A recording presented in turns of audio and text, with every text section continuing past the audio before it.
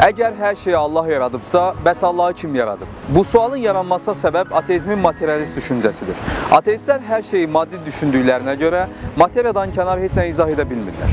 20-ci əsrin əvvəlinə qədər materialistlər kainatın əzəlli və əbədi olduğunu hesab edirlər. Onların fikrincə kainatın bir başlanğıcı yox idi.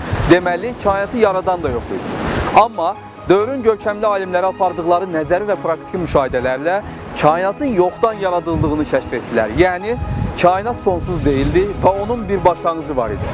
Maddə, zaman və məkan kimi anlayışlar da kainatın yaranması ilə başlamışdı. Yaradanı kim yaradıb dediyimizdə onu zaman məfhumdan asılı edirik. Çünki biz ancaq keçmişdən gələcəyə doğru axan zamandan asılıyıq. Uca Allah isə zaman və məkandan asılı deyil, bunları yaradandır.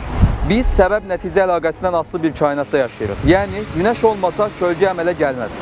Halbuki zaman ölçüsü qalxsa, bu asılılıq qüvvəsini itirir. Zaman olmasa, səbəb-nəticə asılılığı da olmaz. Hər şey səbəbsiz mövcud ola bilər. Buna görə Allahın yaradılmağa ehtiyacı yoxdur. Allah kainatın zaman ölçüsünü yaradır. Səbəb-nəticə isə sadəcə bizim üçün var.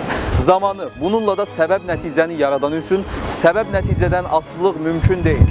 Təkcə bir ölçülü və ya bir istiqamətli, məsələn, keçmişdən gələcəyə doğru axan zamandan asılı olan varlıqlar səbəb-nəticədən asılı olur. Amma iki ölçülü zaman elə bir zaman müstəvisi meydana gətirir ki, burada başlanğıc və son olmur.